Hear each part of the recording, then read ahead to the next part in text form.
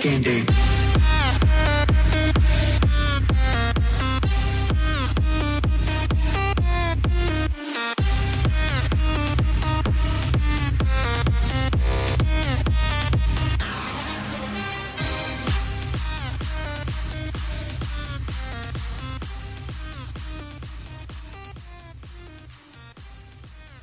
Welcome everybody to the next episode of Chiefs Focus First and 10 Live, brought to you by Foco Sports. We're with JP, Quentin, and Caleb. What's up, guys? Doing pretty good. How are you guys doing? The usual. It's been kind of a weird week. A lot of craziness going on. You got a player in Philadelphia that, really wasn't a player. I mean, he didn't have a whole lot of... Yeah, he was a backup guard. Backup guard that's going to go to prison, most likely. Indicted in, grand jury indicted him anyway on rape and kidnapping and a few other things. And then you got people that are actually saying that they got a script when they got into the league. And this isn't one person. There's 3 people now. I know they all aren't completely there. But they're saying that they're getting scripts stuck in their lockers of, this week you're going to go down with an injury. This week you're going to be this. This week you're going to be that. He had some players that came after him. JJ was actually one of them, which was, JJ usually doesn't go after anybody, but pretty much went after him, So, and then you got Kurt Warner that stepped in, and he went after him. I can't remember this guy's name right now. It was Aaron Foster, and I think it was a Barstool podcast, and I didn't have a chance to listen to it. But Aaron Foster. He said, when he said that, he was jokingly about it. That's what I was going to get to. He was I not. think he was joking to an extent. Yeah. Apparently, a lot of people didn't take it that way. Well, of course, but players definitely didn't. I love some of the stuff that's come out on Twitter with the different players that have come out. My favorite one is probably Matt Castle, who there's that video of him who, he can't put a hat on. Mm-hmm. And that video was he posted that video and said, "It took me weeks to figure out how to not put a hat on." So I love all of the stuff that's come out of people that are, that are just joking with it because it is ridiculous. The funny thing is that there's actually 3 players that have said something, and guess who one of the other ones is? Ryan Leaf. Oh. This is a man that... Yeah. And he was dead serious, by the way. Yeah. This is a guy that played in the NFL, got a huge contract, a huge signing bonus. He was one of the reasons why they cut the first-round draft pick signing bonuses down to what they have, and then ended up robbing people for pain pills. He went flat broke, lost everything, and was robbing people's houses for pain pills. When, all reality, he didn't need the pain pills. He was just strung out on them.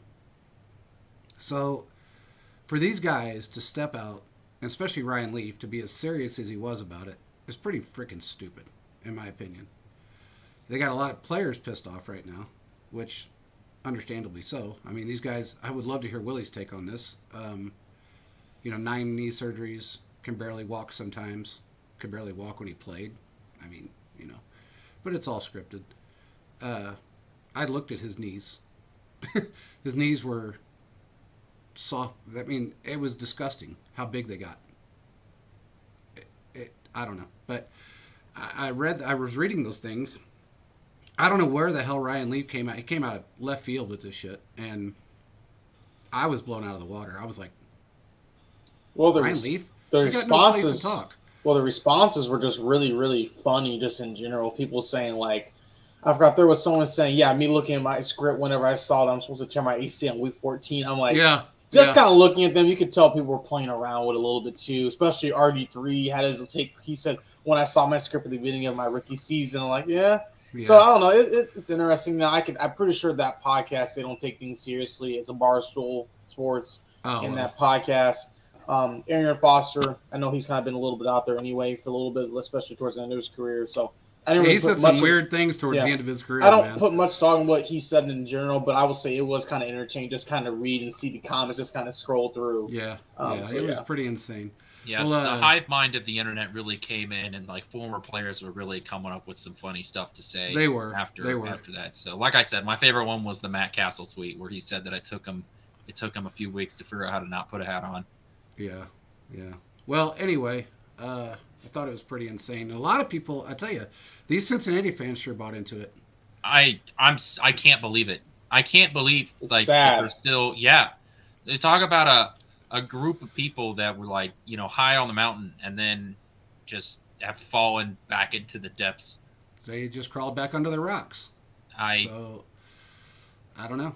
I've never seen a fan base go like from 100 to 0 so quickly. Yeah. And it's like you still have your quarterback and everything. Like it's still, life's still good. It's okay. You know what I think they're scared of more than anything? And I'll be honest with you, I've heard this from a few people now. They're worried because they don't have the style of system we have as far as contracts are concerned, drafting is concerned, cap situations. I mean, I can go on, but I think the fans are really worried that it's going to crumble because their window is not the entirety of Joe Burrow's career. Their window is as long as they can afford to keep the players around him to make him better. He is not a quarterback that makes other people better like Mahomes, and they know that, and they're worried about it. When you lose to a team on a one-legged quarterback with no wide receivers and 4 rookies in the backfield and one on the defensive line, that usually gets you thinking. And I guarantee you they're worried about it. And I've had this conversation with a few people now that are kind of, involved with the media and other things, but I do want to give a shout out to Harold Kuntz, good buddy of ours for the show. He got a shout out on Pat McAfee. He did, yes. Yeah, and Congrats, I didn't Harold. see it. Yeah, I didn't see it at first, just simply because I didn't watch the McAfee show at that time. But during that week. But he really said Harold is one of the best, if not the best writer in Kansas City and best journalist. And I mean, I loved it because Harold is one of the best, if not one of the best. He needs to get all his flowers. He really does. So congrats, Harold. I think it's awesome that you got that national spotlight on you, and that is definitely a national spotlight. Now, Pat's dropped off since the Kelsey brothers took over, but he's still up there a ways. So yeah, it was remember the videos, the ankle watch. Yeah, Harold he put the video out, and Pat McAfee went up to his big screen, and they were, talking about how Mahomes was walking off the stage, and that's what that. That's what that whole ordeal was he was sitting there like with his stick like he was a teacher lecturing up on the big board where he's pointing out how Mahomes was walking off the stage. That's what all that was. It was pretty funny. Yeah. And I got to say, Mahomes today on Nick Wright's show, First Things First, I thought it was a great show. I think Nick was, hey, Will, how you doing? What's up, Scott? I think Nick was a little bit enamored. I mean, he didn't know what to do. He just, I know, Nick, look, man, there's not a bigger Chiefs fan beside, I mean, this guy, he's from Kansas City, born and raised here. He's now living in, I believe, L.A. They moved his show to New York. Mm-hmm. He's really made a really successful life out of being a Chiefs fan. Because that's what he really started out to be. He did some radio, he did some other things, but he's really become, a staple. And I got to tell you, he really puts on some good arguments on his show when it comes to the other two guys that sit there and try, his two co-hosts there, and try to get him a little riled up about Mahomes being the best. So I think it's pretty awesome that he's got that platform now, and I'm really grateful that we have a national spotlight guy for Arrowhead. We had that with Lynn Dawson, but he was Lynn was very neutral. When he did a show on HBO, I can't think of the name of it now. It's been a while since I've watched it. Monday Quarterback. No, he did another one. It was on all the time. Because it was one of the first shows. He was the first co-host on it. Yeah, one of the first. Yeah, or he was the first host, I should say. And he was very, very neutral.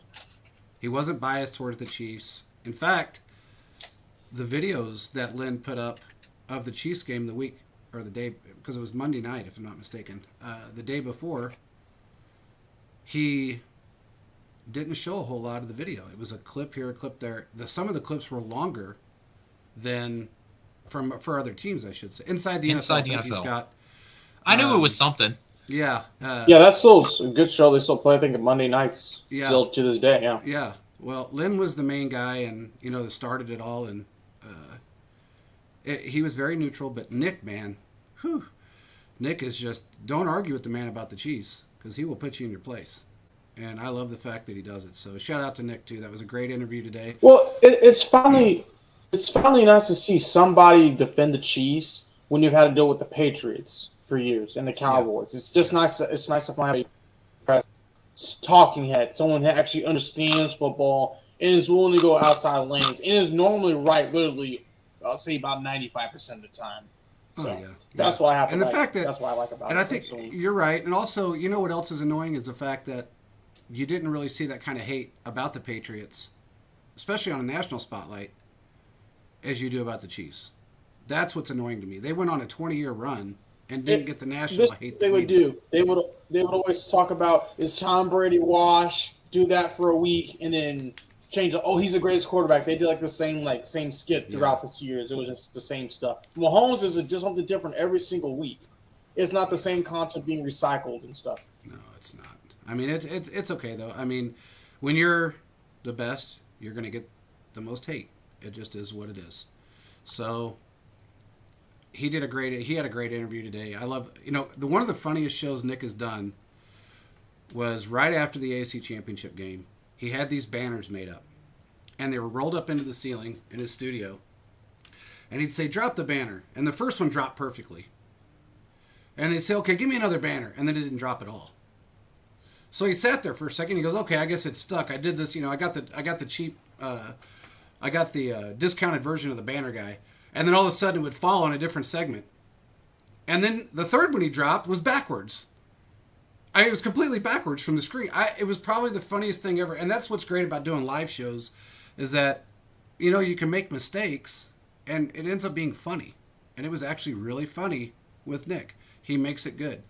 So shout out to Nick for that interview today. I know he was a little bit starstruck and the fandom was kicking him in the head, but that's okay. I mean, Mahomes said anything, he was cracking up. I mean, he was dying laughing. It didn't matter what it was. If Mahomes said, "I just ripped my toenail off," he'd start laughing about it because it was just, Nick was starstruck today. So I was pretty happy with that. But anyway, moving on.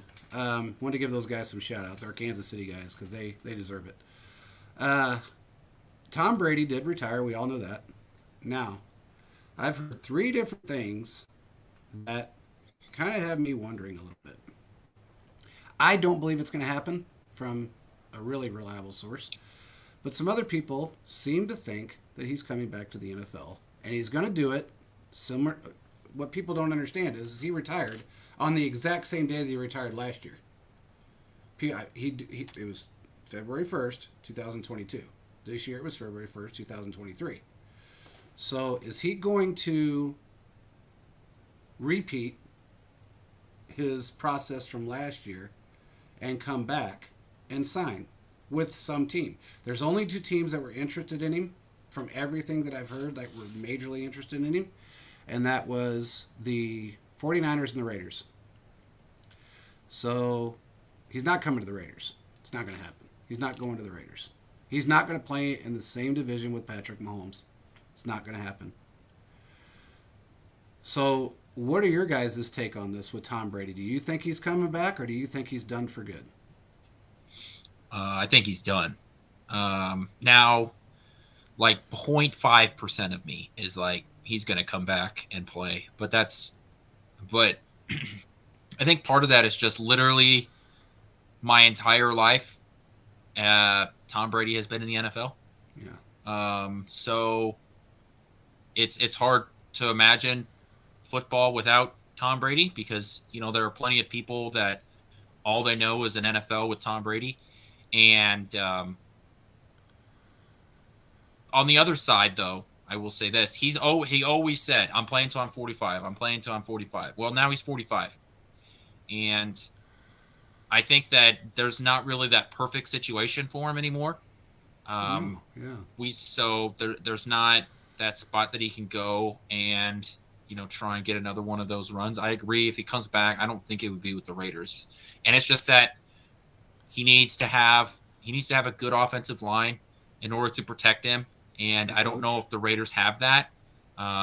It's the Brock Purdy injury, at least from the outside looking in, opens up the door for a veteran quarterback to go in there and take over. But, they said that yesterday that Jimmy Garoppolo's not coming back.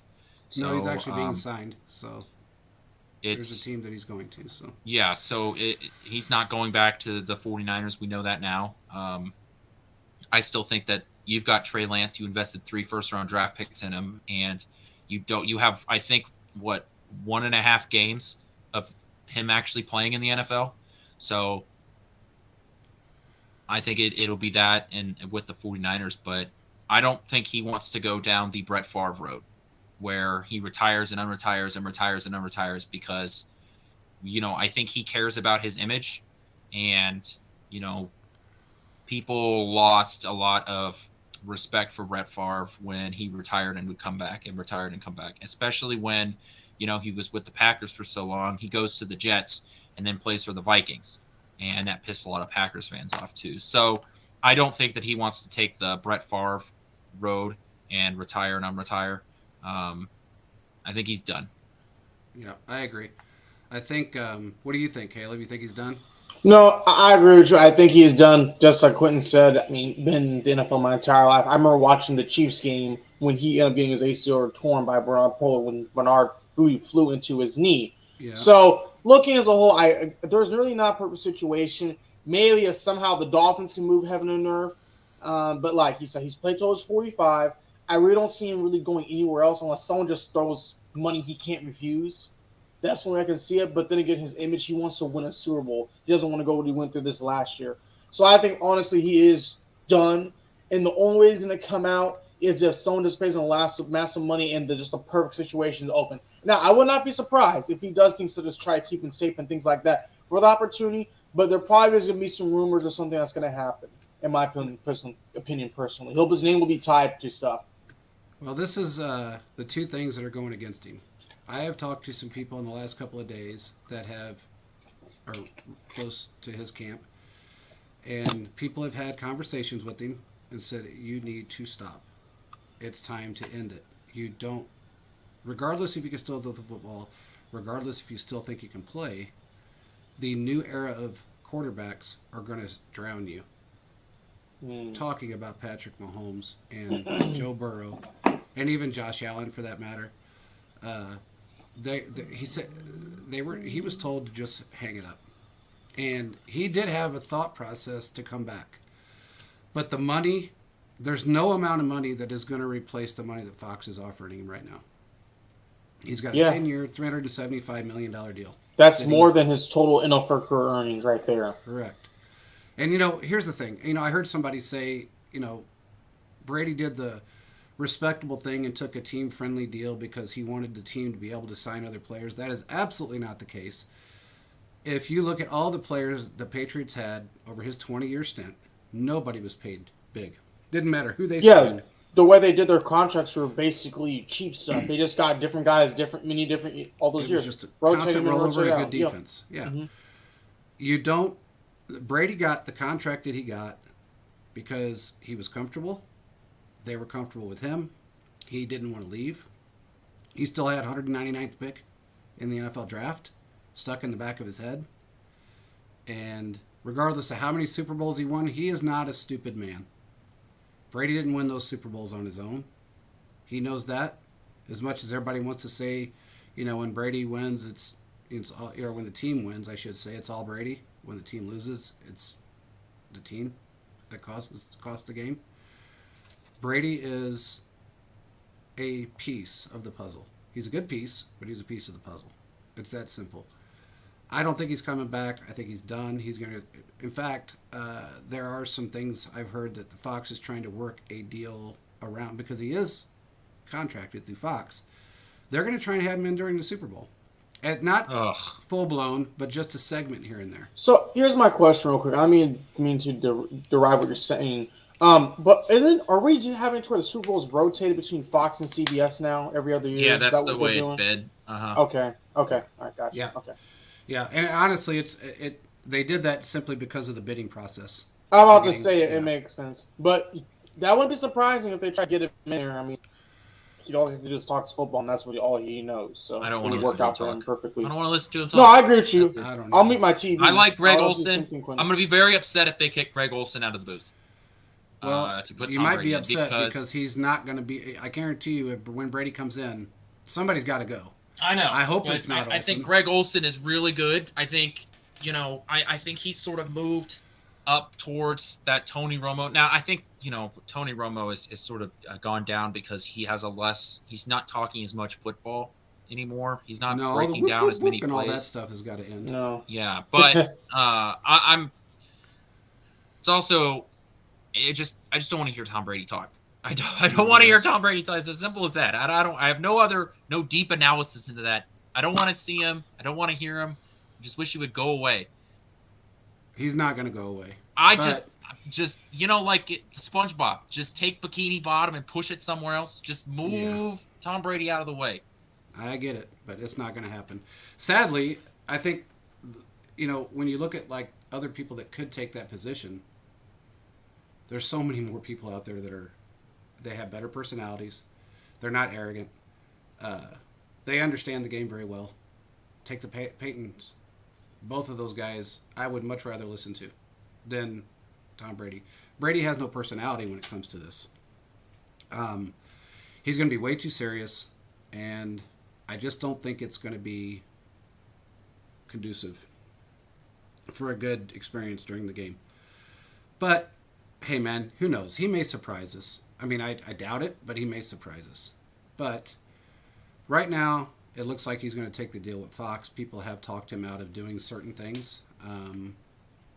So we'll see how it plays out. If he pulls, what's up, Philip? If he pulls the same thing that he did last year, people are going to know exactly what we already assumed, that he's just a narcissist. Worse than assumed, I guess I should say. But we'll just see how it plays out. He came back during, was it the draft? Yeah. He showed up again on one of the biggest stages and said, "I'm coming back." Well, I mean, when you're retiring and you're coming back during two of the NFL's biggest on the biggest platform in the NFL, it kind of gives you an indication of what his mindset is. But we'll have to see. If he does it again, we'll find out. Coaching moves. Now, I haven't heard... Look, man, a lot of coaches have been interviewed this week. Actually, they've been interviewed since... Well, they've been interviewed a lot for a few days now. I keep forgetting it's Thursday. I haven't heard one more interview about Eric Bieniemy. Yeah. These teams are interviewing everybody right now, but Eric Bieniemy is not one of them. They're probably going to run into unfortunately the same situation. He's being used as that interview for that check in the box and moving on. Well, he's not even getting interviews. He's been requested. A couple teams have requested. I know he's talked with the Colts, and I think the Ravens have requested him. I don't know if he's really talked with them, but that's the one I can think of. The Texans actually did too at one time, but then they went a different direction completely. Well, the way you see it now, he's pretty much enrolled every team in the league. They already know what he does, so they're not really going to do it again unless they really, really want to. So, and all the head coaching jobs are getting filled up. Yeah, I don't see he's not going to have a head coaching job. He's going to have to take an offensive coordinator somewhere else in the league and then build from up there because people are saying when it comes to the end of the day, what he did with the Chiefs is they need to see him do that with another quarterback. That's what basically league is saying, in my opinion. Yeah, but I think it's crap.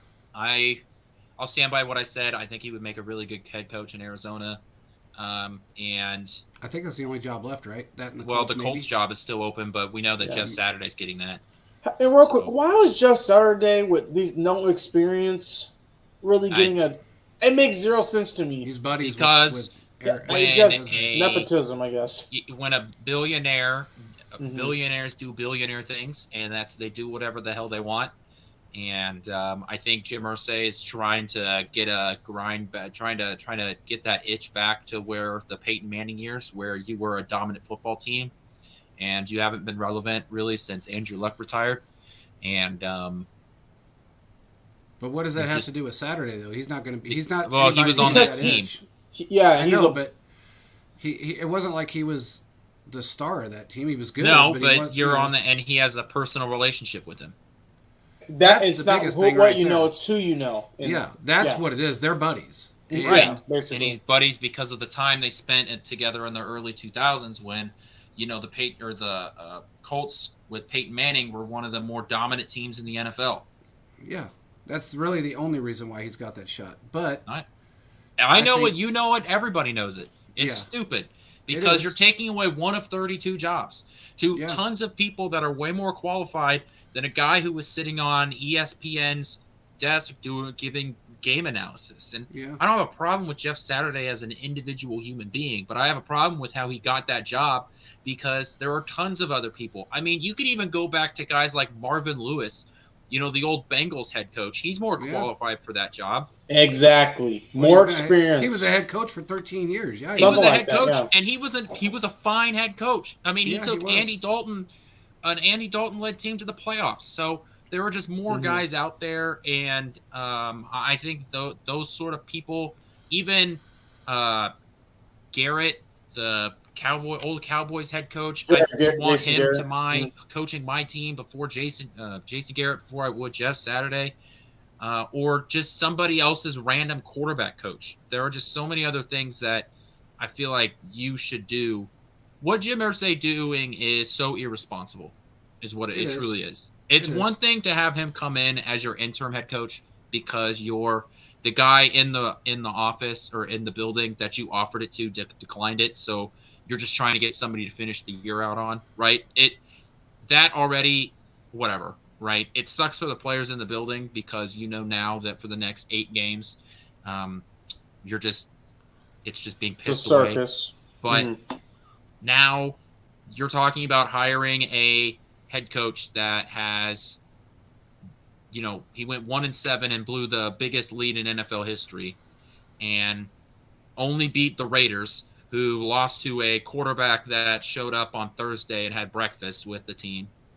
So it's just irresponsible, and it's frustrating because guys like Eric Bieniemy deserve a chance at a head coaching job more than a guy like Saturday. Guys like Eric Bieniemy and any of these offensive/defensive coordinators that have been in the league for a while, if they want, that opportunity, you're taking away one of those positions because you want to give your buddy a job. Well, here's the biggest thing is that all of these offensive coordinators and defensive coordinators have all had interviews this year. A lot of interviews, some 2 and 3 times. Doesn't matter anything, really. There's no rhyme or reason to anything other than the fact that they've had multiple interviews. Bieniemy's had 2 college interviews, 1 NFL interview, and I think an OC interview, and those positions were all filled. So I understand where everybody's coming from, but there's a reason why he's not hired. I mean, there's a reason why he's not a head coach. Because, look, man, it's definitely not anything other than him. People don't put the faith in him. And when you're in an NFL circle and you hear the things that go on, people, they talk. Teams talk with each other. And I think that plays a huge part in why he doesn't have a job. I really do. Now, if he ends up in Arizona and works with Kyler Murray, hey, great. I hope he does. I hope he gets it. But they haven't even offered him an interview yet. They've interviewed 5 guys. Well, my whole frustration with the whole coaching interview process is this. What's up, Chiefs Live? Thanks for coming in, man. Is this. Why can't we just wait till after the Super Bowl to do all our interviews? Why are we having to do it now during this? So you got DeMeco Ryan, I think it's DeMeco Ryans from 49ers. He was having interviews as he was trying to prepare for the divisional round NFC Championship game. Why can't they just cut that off until the Super Bowl's over? I mean, and then you can do all the coaching interviews. Because you only have so much time. And that's fair, but you can have just flips around so quickly.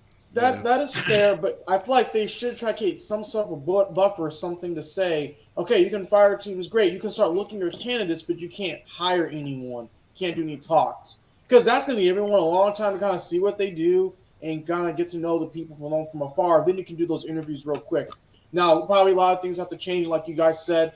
Draft. In a perfect world, that could work, but in this, we're doing a little bit more of a time crunch. But I do see what you're saying there. Yeah, it's all about timing. I mean, these jobs turn really quick, and all it takes is one good interview, and the job's gone. So, look, man, I can't think of his name right now. I don't know why his name always slips my mind. Defensive coordinator that just got a head coaching job with the Texans. DeMeco Ryans. DeMeco Ryan. Mm-hmm. That guy there has proven himself to be. Look, he took a defense. And they were number one for how many? 3 straight years with him?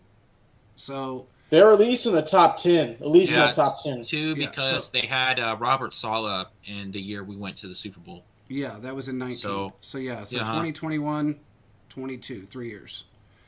Saleh got that job in 20, I believe, if I'm not mistaken. Yeah. I believe this is his 3rd year. I think they saw what he could do, and he. Look, man, he had a good interview. I mean, and he played for that organization. He was drafted by them. I believe he was their rookie of the year when he was drafted by them. So, like, I'm not saying that there are other guys that are getting jobs that are, I think the qualification between like him and Bieniemy are very similar. It's just that it just surprises me to this point that nobody has thrown him an opportunity. I would say the same thing, but after everything that I've heard over the last 3 years, it's not surprising to me. I was telling you guys I thought this might happen, and I was a little concerned with it. And I mean, honestly, he's interviewed with everybody. So technically, they still have the Colts still have the opportunity to do not the dumb thing. That is true. That is very true. I will give the littlest grain of hope, a little rice grain of hope, to make sure that the Colts don't do the dumbest possible thing.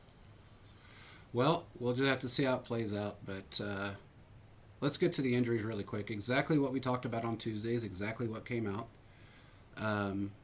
McColl he's not going to play in the Super Bowl.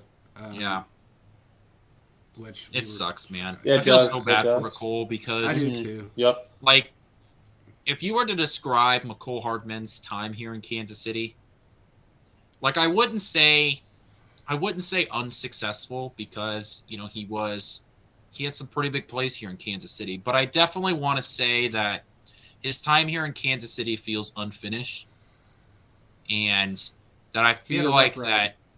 Yeah, I definitely feel like that there was more. Like, I feel like I want more out of McCole Hardman, and I just feel like it sucks, And who knows if his time's over yet? It may not be. I can tell you. Yeah. I will tell you this. I'm not going to say much about it. I just know that there's want by both sides to want him here. Yeah, that's all I want to say. There is. I'm not going to say any more. I'm just going to leave it at that. I know some other things, but I'm not going to get into it right now. That's their business. But I don't know if I can't necessarily say his time's up here. All I can say is he's really going to have to rehab hard to get his pelvis straightened out. That injury is not good, and it's going to take a lot to get him back to normal. Now, with everybody else that's playing, oh yeah, that's right. He did get the job in 21. So anyway, as far as Juju's concerned, his knees swells up, goes back down. They drain it, swells up, goes back down. They said he will most likely be ready for the Super Bowl. I don't think he's going to miss it. This happened in the preseason, and they got it fixed. So I believe they'll do it again. Who else? We got Willie Gay's fine. Yeah, Willie Gay is okay. He had a slight injury in his shoulder. Yeah, Snead's still in concussion protocol. Snead's still in, but he is working through it right now. And then Kadarius Toney's ankle injury. And that's weak. It's not a big Andy injury, Reid was optimistic in his press conference about Kadarius Toney's ankle injury. So, yeah, that's like I told you everybody at the beginning. It was just a tweak, and they're just being very cautious about it right now. So, it's. I don't see us losing anybody for the Super Bowl other than McCole. He's the only one that's not going to play. He said, "How can I join Chiefs Focus?" I don't know, man. We'll talk after the show. Yeah. Just DM us, bro. DM us. But anyway, yeah, it looks like everybody's going to be there and ready to go, unless there's some kind of setback. But right now, everybody's looking good. There's been some decent chatter about both sides. I did do a show last night on TSS Fantasy. It was a live show. Kind of they call it Champ or Chump. Basically, two podcasts or brands get together and they talk about what makes their team champs, what makes the other team chumps. Goes back and forth. There's no arguing, none of that stuff. It's just good. It's actually a good time. But I realized a few things that, how should I say this? There's things that are going to go on during this game that are going to hurt the Phillies or Philadelphia in certain ways. One is they only have 2 players left from their Super Bowl run. You know, Fletcher Cox is one of them. Playoff experience is a huge key. That is huge. You got quarterbacks, a head coach, offensive defense coordinator. Nobody really has any experience in the playoffs, and nobody has experience with the exception of Jason Kelce, Fletcher Cox, and one other one. I can't think of his name right now. Maybe a specialist, their kicker. Yeah, maybe. probably. I think he was either a linebacker or defensive lineman. I can't remember, but maybe their long snapper. Yeah, something like that. Yeah, they normally stay. They've got 3 people, 3, that are from that Super Bowl team. Nobody else on their team has been through the playoffs or Super Bowl for that matter, or won, I should say. So that is going to be a huge factor in this game. I think from the quarterback, from the head coach down, it's going to be a huge factor. They're going up against a team that has a lot of experience in the playoffs, that plays harder in the playoffs. The record speaks for itself in points scored, points allowed. It's one of those things that I think is going to be a deciding factor in this game. It's not going to be injuries. It's not going to be anything else other than that. And I guarantee it's not going to be referees. I know Sheffers is calling the game, but right now we're underdogs, so that's a good thing. But we were underdogs in the AFC Championship game too. And the only reason we're underdogs right now is because of the injuries that nobody is certain about right now. Rest warrant out on Joe Mixon. Forgot about that. We'll talk about that in a minute. And I think it's just going to boil down to that. It's going to be one of those things that the experience is going to overtake everything. So, their whole mindset is, well, they don't know about the injuries. They don't know about Mahomes' ankle. I will tell you now, Mahomes had no swelling on Monday. There was no additional swelling on his ankle. In fact, he had none. Willie Gay is going to be okay. Man. Yeah. That's what you need going to the week. Yes, and that's, I know for 100% fact. Willie Gay is fine. Everybody's going to be okay with the exception of McCole.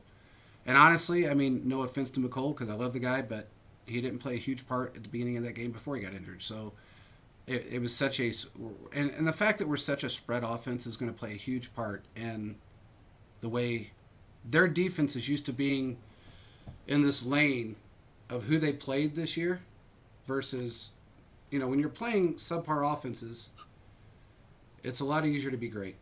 We've talked about this before. They haven't played, with the exception, and honestly, if you look at the two or three playoff teams that they played, they allowed over 30 points on them with them in each of those meetings. So it's going to be a rough ride for. I think it's going to be. It's not going to be the same as the Cincinnati game. I'll put it that way. I think this game's going to turn out a little different, and it's going to be a little bit more one-sided. Well, I think one thing, and people have been talking about this, everybody's worried about Mahomes' ankle, but I think no one's really talking about Jalen Hurts. Justin, thank you, Quinn. Jalen Hurts' shoulder. I appreciate my friend. Yeah. His shoulder. Look at that game. He really didn't do a lot of throwing. He did a lot of running. And I feel like that shoulder is maybe a little bit more tweaked. It's still tweaked. It may affect him. So I don't know what they're going to do. I don't know how 2 weeks of rest is going to help him. But I don't see him doing well dynamically offensively if they're going to run the ball consistently. That's what we're going to have to do. Because you're going to have to throw a lot in order to beat the Chiefs, especially the Chiefs are clicking on all phases of the offense. And another thing, this is going to be Mahomes' 3rd Super Bowl. Mahomes has been starting for, is it 5 seasons now? 5. Yes. 3 This and is 5. his 3rd Super Bowl. Yeah. Jalen Hurts has been in the league for 2 seasons, and this 2 or 3 seasons. This is his first Super Bowl. Yeah. Mahomes has a lot more experience. He has a lot more experience overall, and I think in the end that's going to help him figure things out. Yeah, I agree. Here's something that I don't think is talked about enough, is that the fact that Andy Reid and this coaching staff has so much Super Bowl experience, because we all know that that week leading up to the Super Bowl is insane. The amount of media time you have to spend with, you're in Arizona for that whole week. It's not like playing in the regular season or in the playoffs where, you're there for the weekend and then you come back home. You're spending that whole week in Arizona, and it would be easy to get distracted by all the things that are going on there. But I think because you have Patrick Mahomes and Andy Reid and everybody else on that staff, it's going to help this team stay focused on what the ultimate goal is. And, the Chiefs have already done some of their walkthroughs and installs this week before they head out to Arizona. So when they get to Arizona for the rest of the week, it's just going to be tweaking things a little bit here and there. It's not going to be any huge installs. And I think that's a big deal, because it's going to help Kansas City, stay on focus and make sure that they have a quality game plan going into it. And I don't know how Philadelphia is handling their workouts or whatever, but I would say that one of the biggest advantages going into this game is Andy Reid and the coaching staff, because of their experience, because Andy Reid is simply a better coach. And I think that's probably an underrated part about going into the Super Bowl, is just the big difference in the quality of coaching between these two staffs. And that's nothing against Sirianni. I think it's just so much of the experience that Andy has in this situation. And the fact that, here's another thing that even Mahomes brought it up today on FS1, or on Nick's show. If anybody thinks that Andy's not ready to go in there and kick some butt to the team that fired him, they're crazy. That is something the players want to do for him, and I know that's something he wants to do. I just don't see this being as... I don't... This is going to be more of a one-sided game. I'll just put it that way. I feel. You think so? Yeah. I think it's gonna be a lot closer than people think. I just feel like it, because the people forget the Eagles have a really, really great defense. They went all in. But I want you to understand, the only thing I'm bringing up, the only reason I say this is because you know how I am with strength of schedule, and when I look at their schedule from week 1 to week 17, weren't they 31st? They were ranked 31st weakest schedule in the league, out of 32 schedules. No, and I think that plays a huge part in that. And another thing, if we look at their playoff wins against the Cowboys, some can say, so not the best thing in the world. And then also what we see, the other team that played the 49ers, they played against Brock Purdy for 2 series, and that was it. It was a wrap. So, I do agree with you. I just feel like that defense is probably going to do a little bit more work than people are expecting. I think in the regular season, they lost to the Giants in a close game. I feel like that's the only one they lost to the Giants and the Cowboys, but I think the one to the Cowboys was more of the end of the season, just kind of throwaway Gardner Minshew wasn't playing, or Gardner Minshew was their starting quarterback, and then whoever they faced the next week, I believe they lost to them too. Yeah. So I mean, they've had. I just feel like the defense. We can't. In my opinion, personally, I just don't feel like we should sleep on them after seeing who they have and what they could possibly do. But I do agree with JP. I think the Chiefs could eventually possibly make it to where there's a margin. There's a gap. I think there's going to be a gap. I just feel like it. But we did have the hardest schedule through week 9, by the way. It did. Hey, what's up, man? We had the toughest schedule through week 9, and at the beginning of the season, we were ranked 2nd in the NFL as far as toughest schedules are concerned. there's nobody can deny that. I mean, it was one of the toughest schedules in the NFL, if not the toughest. So, I mean, I just feel like the strength of schedule plays a huge part. Like I said on Tuesday, and I said it last night during the show, that other show I was on, how many top 5 defenses do we have to play this year? I mean, honest to God, it's like everybody's a top 5 defense. Yeah. I mean, the first part of the year was like that. Go ahead, Quinn. Yeah, well, no, it was when we faced them, Bills, Bucks, Denver twice. San Francisco. The Bengals were on their hot streak. I'm missing. Don't forget the 49ers. 49ers. That's the one that I was missing. So the Rams were their defensive line. Like, this team has been really tested, and I don't know if that's it. Now, obviously, you can't choose. You don't choose who you face every year, right? But I do think you have a good point there, JP. Just the fact that we've seen Kansas City get knocked down, and we've seen them get back up, and I don't know if we've seen that from the Eagles team this year. I'm not. They're extremely talented, and especially along the offense and defensive line. But I also just don't trust Jalen Hurts as much as I do Patrick Mahomes, because I haven't seen Jalen Hurts, go through the ringer yet, and I've seen Patrick Mahomes go through it multiple times. So, if I'm giving the ball to anybody and to go down and score a touchdown, within the last 2 minutes of a Super Bowl, it's Patrick Mahomes. And I don't know if really Eagles fans can say that confidently about Jalen Hurts. Well, they'll say it, but they may not be that confident, as you said. He said, I'm interested to see what we draft next year. Yeah, that's going to be an interesting thing. We'll have to see how that works out. Yeah, I agree with Jeff. We probably will. I don't know about that, but we're going to grab at least one. It's strength against strength, man. I mean, that's what this is. This may be like the same sort of level of excitement as we saw Chiefs 49ers. I really think. Ooh, okay, that's nice. Because if you think the last couple of Super Bowls, I don't think we've had this sort of strength on strength, right? No, Chiefs offensive line is really good. Eagles defensive line is really good.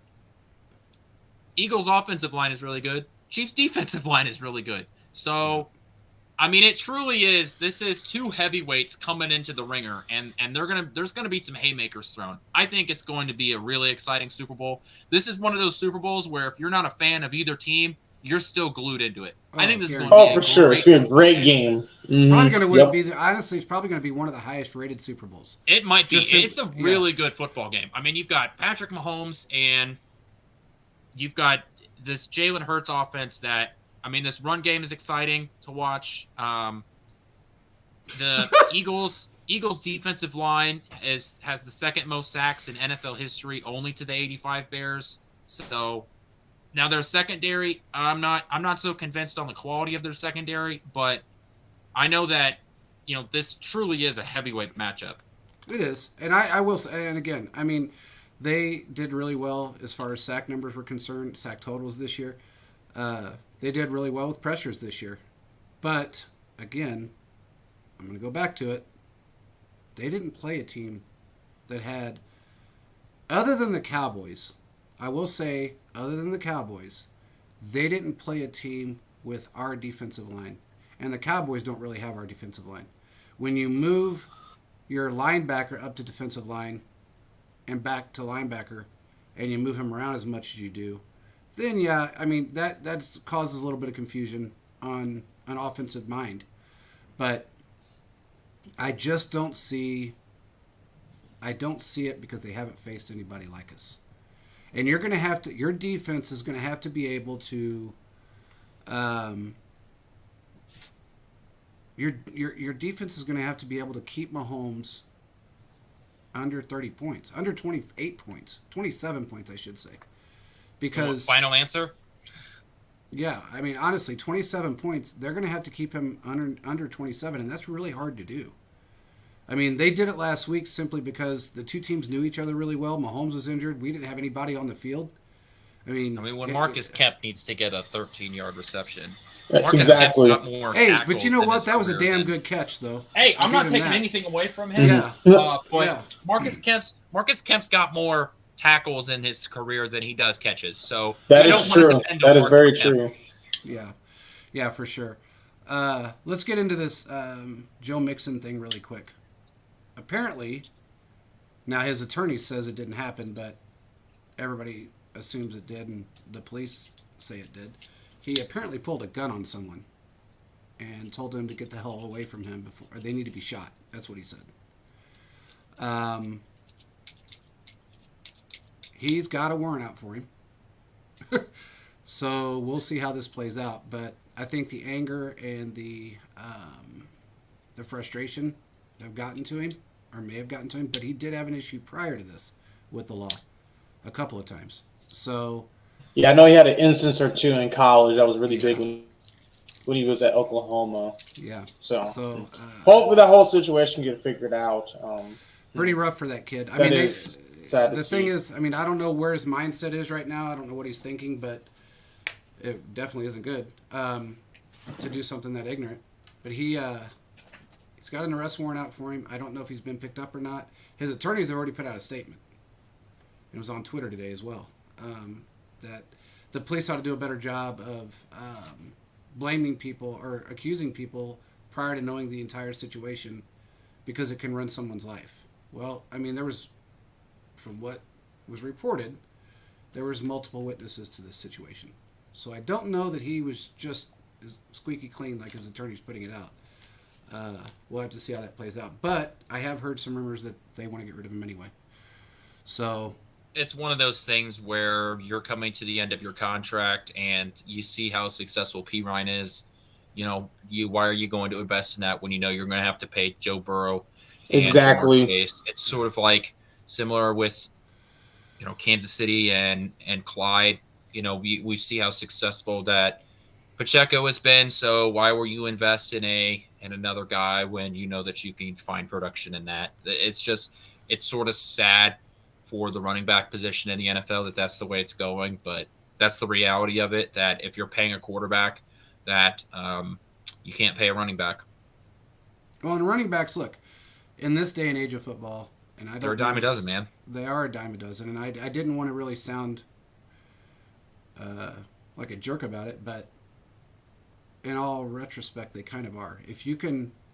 The difference between running backs right now is somebody like a Pacheco that is a power back that can also catch out of the backfield, and then you have like a McKinnon that is just phenomenal as a wide receiver and as a running back. And a Kareem Hunt, you can throw him in there as well. A Saquon Barkley. I mean, just look at the Cowboys with Zeke and Tony Pollard, right? Yeah, that's a great example. Paid Zeke, but Pollard is the much better running back, and he is. That's just the way that it is, and it sucks because running backs are some of the most athletic players on the football field, and a lot of punishment. They do, and when you're in like high school and even college to some extent, the running backs are the guy, and it just sucks that when you get up to the professional level, you have some of the most talented guys on the football field that can't stay in the league that long. It sucks. It really does. I agree. And I think that's why we're going to see more people play wide receiver when they're younger, and just because you can stay in the NFL longer, especially as the NFL becomes more of a passing league. But that's just a projection on my part. Well, I mean, it's been going that way for a few years, so. And actually, if you look at this guy who was a running back at Tennessee, I think, transferred to Baylor, became a wide receiver. And when he told me he wanted to change, they were like, oh, no, made him basically leave. So, yeah, I agree with you guys. There's going to be a point where they're going to be making people are going to be becoming more wide receiver to prolong their career. And we're probably going to see a lot more scat backs, too. Yeah, just going to have to be a There's no hard-nosed runner anymore, like an Adrian Peterson. That's just not going to be there anymore, in my opinion, personally. No, I think you need to be more of a hybrid player now, and really do. I mean, it's been going that direction really since, you could go back to 2016. Yeah, but I would agree. We've made a huge change. I mean, teams don't even use a fullback anymore, so that's a big indicator. No, I think there's 3 teams in the NFL that have a fullback, and we're one of them. Exactly. So, yes. Mm-hmm. I don't know. We'll have to see how it plays out. I mean, $90 million to Zeke. When they said that, I almost passed out. When I first heard about that contract, I said, that was it's Jerry Jones. He's in his way. He can't seem to do what he needs to do in order to help his team. So what we see mainly, one thing in particular, has been him sticking with players that are way too long. Yeah. Keeping him, and needs to just get rid of them in certain instances. So that's going to happen. So, well, the problem too is that he doesn't see. I think Jerry is so. How should I say this? I guess maybe set in his ways. I'm trying to be nice about it. He's so set in his ways that he tends to blame everything on everybody else except for the players. I mean, at some point you have to realize that this player just may not be the guy. And that's the thing. He sees them, and like really, I think Shannon Sharp said, he sees them literally as his children, his sons. It's like, dude, you got to move on from him. Yeah. This is a business. Yeah. So I don't know. It's Jerry Jones. You have to do a decision he makes at the end of the day. So I mean, he's not good. He's not good at signing contracts. I mean, it's what John Dorsey, right? That was the GM before Veach, Terrible. Right? Terrible. Could find talent, but just got locked up in bad contracts, and that's something that I think Veach has learned from, is to not sign these contracts that are going to hurt your team. The Eric Berry contract is one that comes to mind. Justin Houston's contract. Yep. I mean, those sort of contracts, especially now that you are paying your quarterback, and like Dallas is paying their quarterback, you can't get yourself into those situations because it limits you so much because of the salary cap. And signing you have to learn how to stagger them. That's the biggest thing. Yeah, the thing about Zeke's contract is that it guarantees a year ahead of time. So that's what makes his contract so hard to get out of, because would really nearly impossible to get out of, because if you cut him, you have to eat 2 years worth of that contract. Yeah. So, and it's not bonus money. This is it's guaranteed. Yeah. It guarantees a year in advance. Yeah. So I don't know. Well, all I know is, I mean, we don't normally bring up John Dorsey's name just because he was filth. The pain. I don't like him. He had 3 contracts in one season that paid out pretty much half of our salary cap. I mean, it was $50 million, almost $43 million. And then if you add bonuses in there that they did hit, you're at almost $50 million. So look, man, he didn't know what he was doing. And Caleb will tell you, when I knew what was going to happen to him with the Browns, and it did. You did say it. You said he would not last a year, and you were correct. He did not last a year. Because of all the stuff they did. He screwed the pooch there. I mean, he did the exact same thing. He can find talent, man. He can find good players, but signing them to those contracts, it's what killed Kansas City, and getting Brett Veach in, he still has that. He has that knack for finding talent, but he's so much better at working contracts to where, guys are happy. The team is able to work with players, and all of that funny money that you're able to add in and, get some of that, be able to work some of that money around in terms of getting it into bonuses so it doesn't necessarily count against the cap. It's all these little things where you can manipulate it to where you're able to have your superstars be happy, but, find the talent to fill the roster spots. It's how the fact that Kansas City is able to do what it does it's really amazing. Well, I'll tell you this, and I've said this before and I'll say it again. We would not have the players that we have right now if it was not for Brett Veach. Right. He was our scout 100% prior to being our GM. Yeah. And he kicked doors in for Patrick Mahomes. And Dorsey didn't even want to look at him. It took him beating on a door, and then Andy saying, "Hey, you might want to take a look at this kid because I think we ought to go get him." And Dorsey said, "Okay, it's on you guys if he didn't work out." It didn't work out for Dorsey. He was gone. Yeah. I mean, it's why, when you get a couple of people together that trust each other the way Andy and Clark too, he deserves, credit in this by letting football people do football business and not sticking your nose in there, right? The there are a lot of owners in this league that, like a Jerry Jones, who, want to be involved in the day-to-day, but which is fine to some extent, but you have to I hate the NFL. JP, you want to put that comment up on the screen? Where does it say? Oh, I'm seeing that.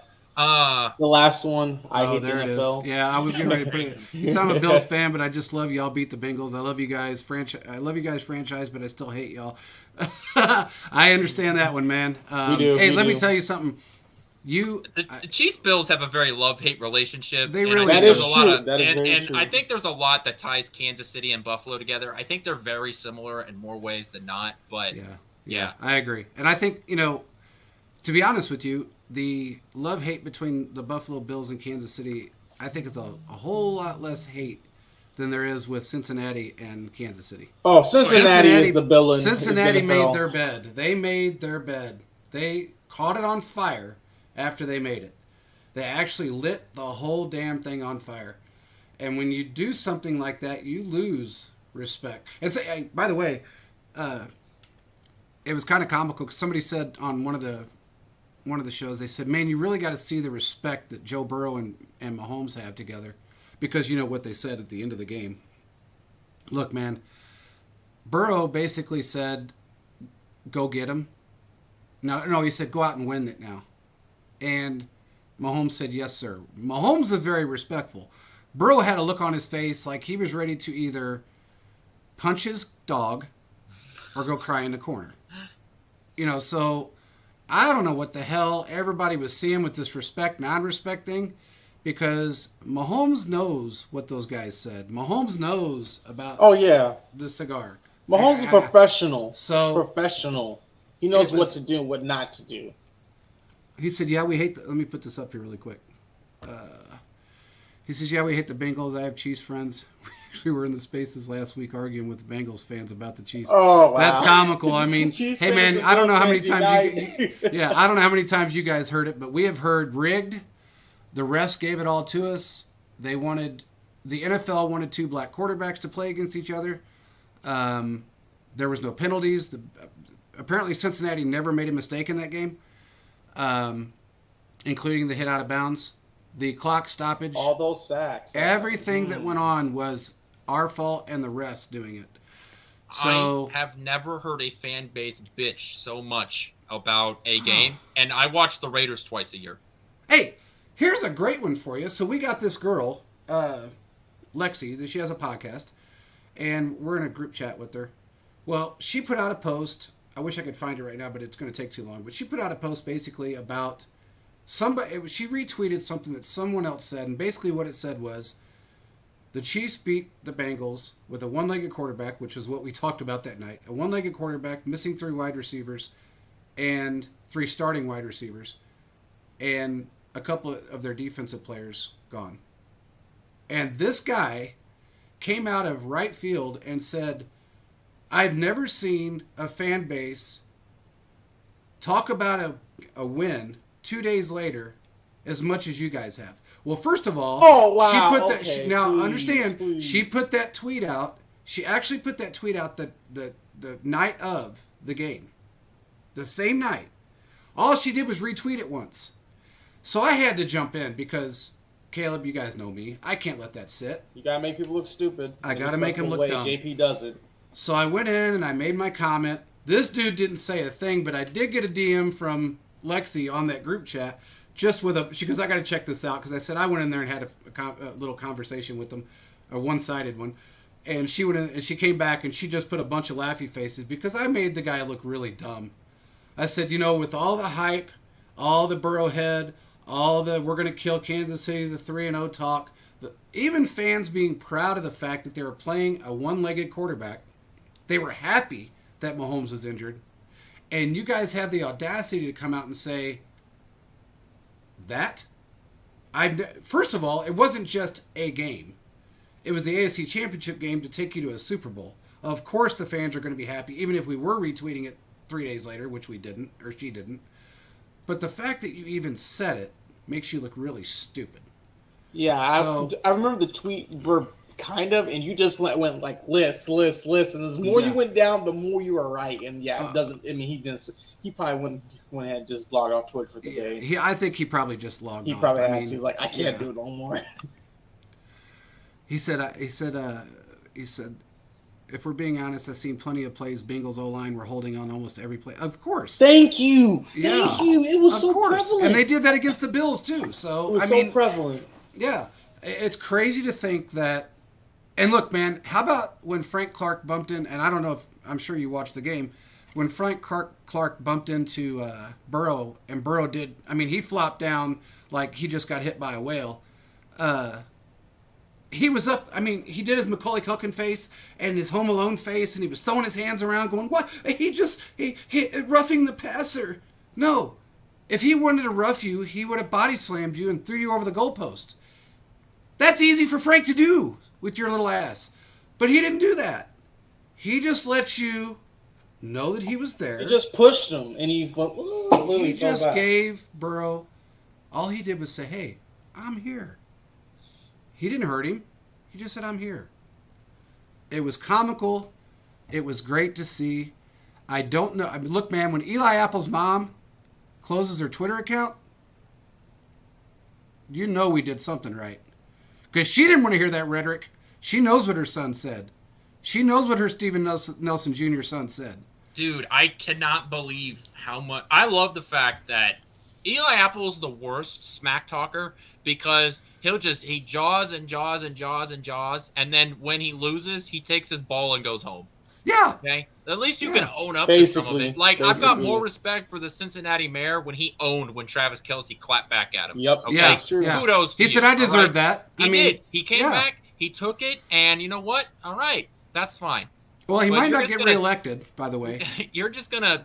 you're just going to take your ball and go home because somebody dunked on you. You're the worst. He said, Philip said, check out Zim's rap video.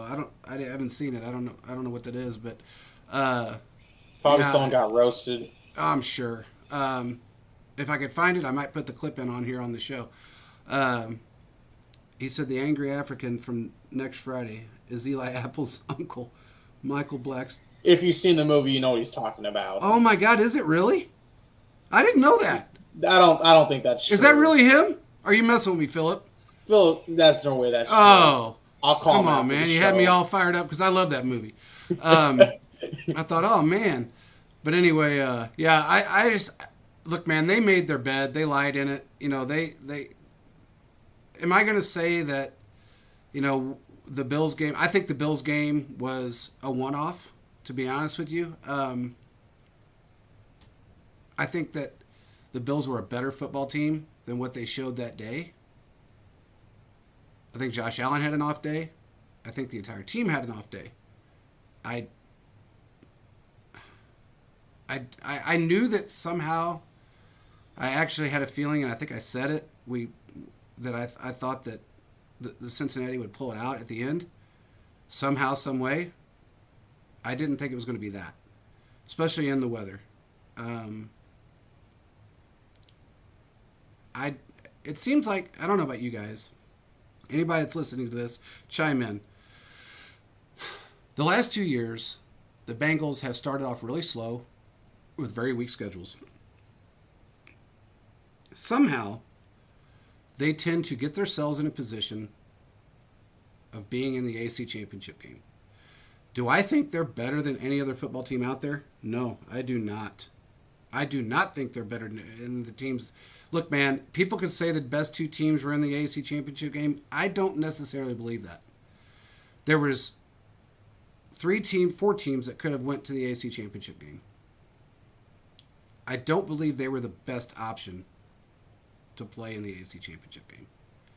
They don't have the best defense. The Ravens almost got them. That's the thing. Ravens almost got them. And look, man, it could be a whole different scenario. Correct. If number one, Lamar Jackson would have played, but he had the injury, and number two, if the guy did not fumble. Exactly. Because the Ravens defense was dogging them all day long, just going after them. What did they say? Let's see what he says. He said, I believe a lot of Bills players didn't take them serious. The defense just didn't even play like they did all season. You're right. And I felt that as well, man. And we've done that. Look, man, we've done that. We did that against the Colts this year. We should have never lost that game. Jesus Christ. So, Ooh, you know, when we're talking about a game. Thank you, It's JP. because Chris Jones didn't give Matt Ryan a good night's smooch and a mint before he put him down on the ground. That's why. Exactly. But Tom still Brady didn't can put- start a fight and nothing happens to hey, him. I'm just gonna say. You can't bitch about that anymore. You can't say He no. gone. yeah, well, Tom Brady has broken 2 $5,000 iPads, started about 40 fights, and then runs away from them. I don't get the concept behind all that. If you're going to start a fight, then be a man and stay in the fight. Don't start the fight and then back up and let your O-line back you up. That just doesn't work. Or the people jump off the bench and then next thing you know, unless it's Brady. Most of the time, if that was to happen, that's a penalty and somebody's getting ejected. But if it's Brady's team, come on, just separate. It's all right. I got you, Brady. But anyway, I don't know, man.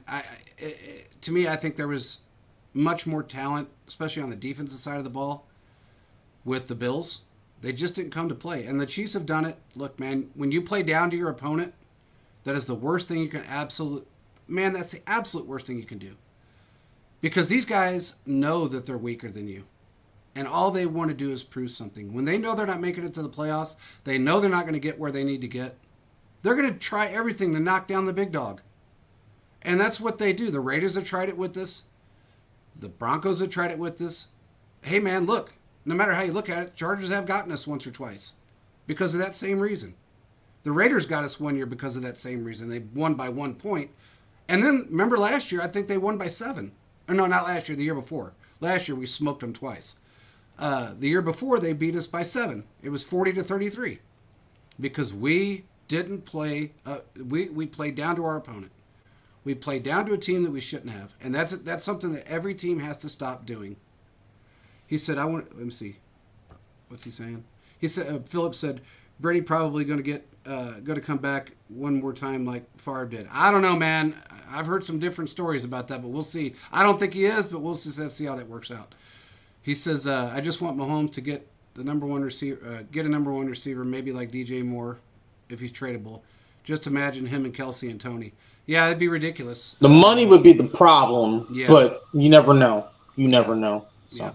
Yeah. And honestly, Mahomes, if you really think about it, man, the reason he doesn't have a true, and we said this since Tyreek was here. Tyreek was actually considered the number one wide receiver. Then he had 1A and Kelsey, 1A, 1B, and then everybody else. The reason Mahomes doesn't have a solidified number one wide receiver that he can, other than Kelsey, to be honest with you, is because he really doesn't need one. He makes other people look so much better than they actually are, and then he makes them better than they actually are. He doesn't really need that number one guy. He doesn't have to say, "Oh, well, this is my guy. This is my, Chase, or this is my Devontae Adams." He's got Kelsey, which, in all retrospect, is a number one wide receiver in this league. Yeah. Oh, for sure. You got to look at it from that perspective. I think, if you're looking at a guy like, anybody else for that matter, yeah, you need somebody that is going to be your go-to security blanket. Right now, Kelsey is that security blanket. The difference for Mahomes, and that's not, look, honestly, we've seen him put 36 points up on somebody without Kelsey and Hill in the game. And you're right, man. Dude, ain't how many times I said that over the years? Honest to God, look at this. Thank you.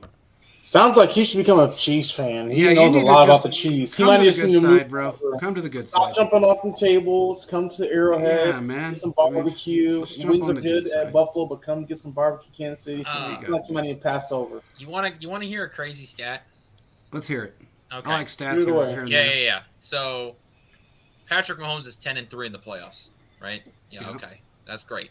The Detroit Lions, the franchise of the Detroit Lions, one of the founding members Yeah. of the NFL, has 7 playoff wins.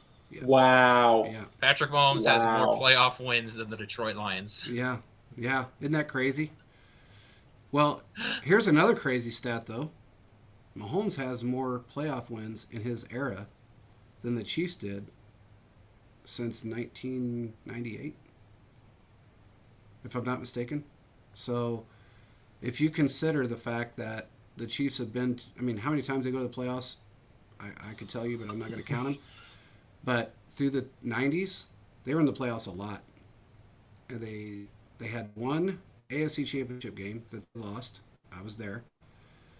I think they won a total of like maybe 6 playoff games. So, look, man, if people don't want to say it's the culture of Andy and the fact that Mahomes makes everybody, including the water boy, better, you really don't know football. So, it is what it is. But anyway, I don't know what else we got. Other than we got your Believe It or Nots, right? Well, that's next week. That's we can do one for the bye week. How many sacks are the Chiefs going to get this weekend? At least 5. At least 5. Do Believe It or Not for the Pro Bowl. Okay, that's fine. Believe it or not, 4 people watch the Pro Bowl. Believe it. I will not watch the Pro Bowl. That's actually true, man. I might tune in, but it ain't gonna be nothing fantastic. I'm supposed to go, so I'm supposed to go to the Pro Bowl, but let us know how it is. Yeah. Look, I'll watch the highlights on the Twitter sphere, and that'll be it. I think the Pro Bowl is fun for the guys that decide to go, but it's kind of a joke on who gets to decide to go. The fact that Mitchell Schwartz never got a Pro Bowl nod. Thank you. Is insane. Mm-hmm. And that is. The dude's an All-Pro. How do you get the All-Pro but not a Pro Bowl? Because people don't like his brother. This is forget the brother. This is they Mitchell just don't Schwartz. like his brother. Well, you shouldn't let that into your decision. It makes zero sense to me. Think about who votes for the Pro Bowl. He allowed 0 sacks. It's 1/3 players, 1/3 coaches, 1/3 fans. But generally speaking, I don't think fans should be allowed to vote for any of these things. Oh, no. Bro, Kansas City almost got Omar Infante in the All-Star game. Okay? That should have destroyed every thought process you had of fan voting ever. I remember that. Was that 8 years ago? Wow, that was a long time. Yeah, that was a long time ago. Omar Infante almost got to be a starter. All right, now listen to what game. This is what he said. He said, "Listen, the thing that scares me that I heard from Chiefs guys. I don't know who Chiefs guys are. Oh, you mean just fans in general? If that's what you mean, that you guys are going to have over $70 million in cap space in the off season. I don't know if that's true or not. Look, when you take it's not completely true. No, we're going to have probably. Well, I may take that back. Depending on how things are restructured." We were sitting at $66 million prior to paying anyone. Then once you pay everybody, we were down to about 26. Now add $16 million to that, and then if you take the restructures into consideration with Chris Jones, Frank Clark, yeah, we could be close to back up to where we were, about $66 million again. Yeah, so we have $14 million in cap space right now, but then that doesn't include the $16 million that's going to be added on at the start of the league year. Correct. So, and then all the restructures. So you got to add $30 million to that 25. That brings you to 55. And Frank Clark, Chris Jones, both of them getting new contracts will ease their cap space because both of them have $30 million cap hits this coming year. So by restructuring both of those, you're going to free up a ton of money there. Correct. So I don't know if $70 million is going to be the number, but $50 million close definitely. To 60. Yeah, I think it's going to be between 50 and 60. That definitely is not out of the question. We talked about this. Yeah, the Chiefs are going to have a lot of money to do a lot of things. It's going to be a great off season. I think it is. I think we talked about this around week 1, week 2 on the show, and it was prior to us doing live shows. And I had brought up that we had $66 million in cap space sitting there prior to anybody being paid, and everybody said, "You're nuts," and I said, "No, we actually do." If you take into consideration Clark's contract and Jones's contract, that brings it down. But I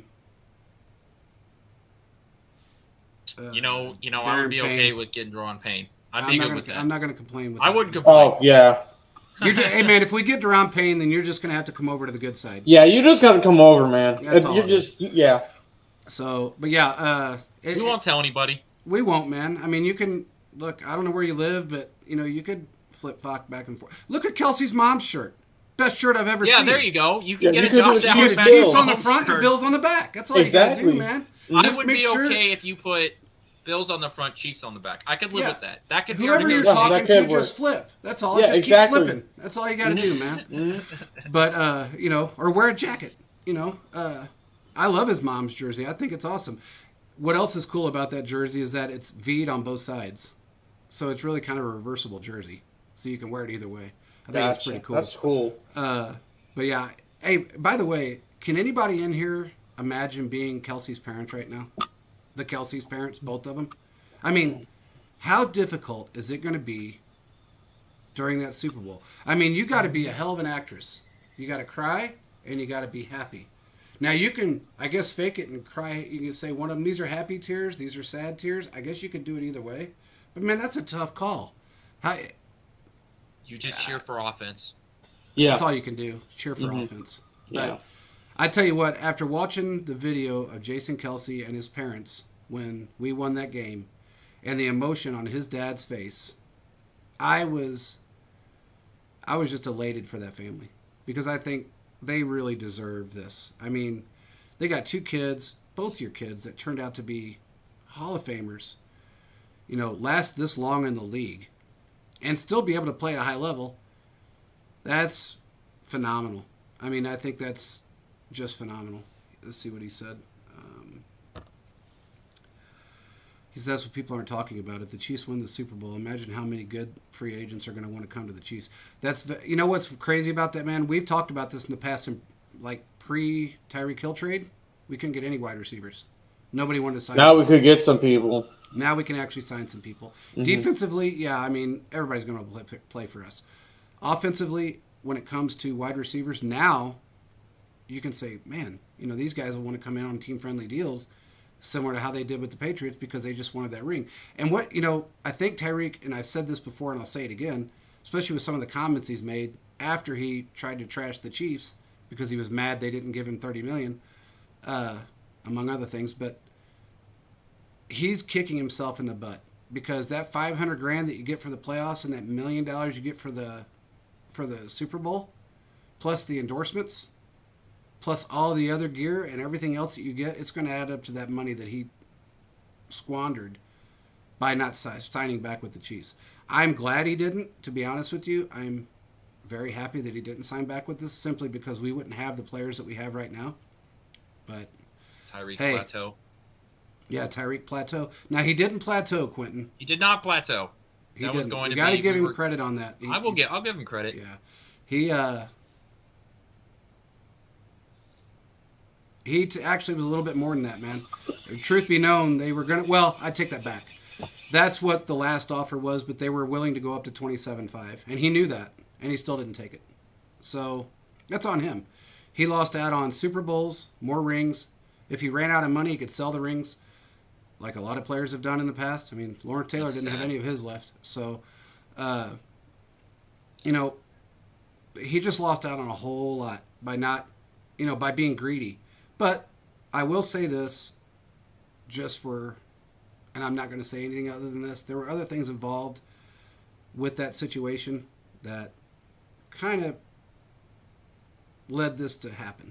So, and it's funny because Caleb and I did a show, I believe it was right at the beginning of March, and I had heard that we were getting rid of one of our key players, and I said it on the show.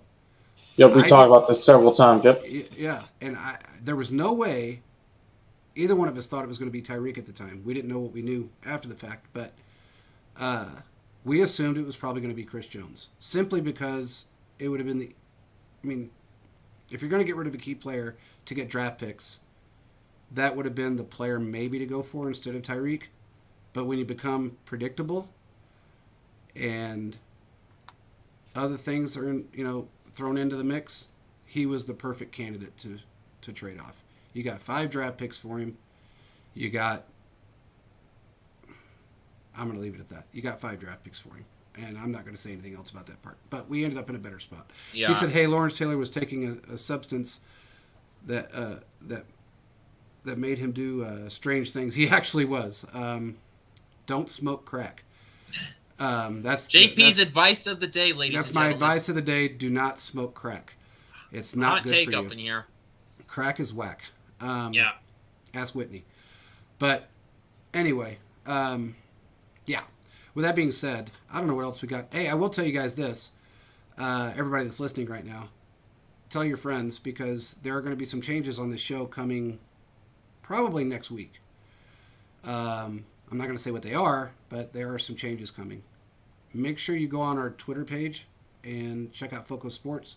We have some really cool items. Hey, man, if you want to buy Buffalo Bills stuff, it's there. It's all licensed. He said, I don't understand how you guys get Trent McDuffie. Because we jumped in front of the Bills to draft him. Yeah, we kind of jumped in front of the Bills. Did you guys see your war room when that happened? I thought your GM was going to have a stroke right there. That was actually the best video I had seen in a while. No offense, but I love that war room video. I got a question for I Hate the NFL, and then I'll answer Chiefs Live. But I want to hear how do Buffalo fans feel about the fact that we traded with Buffalo to get Patrick Mahomes? Is that a talking point, or is that something that you just shove like under the rug and try and forget about it? That's a great point. That's a really, really great point. So Brian Cook, it's a beast. Yeah. I mean, he's a good player. I think that he's going to be the next safety. I don't know if the Chiefs are going to be able to bring back Thornhill.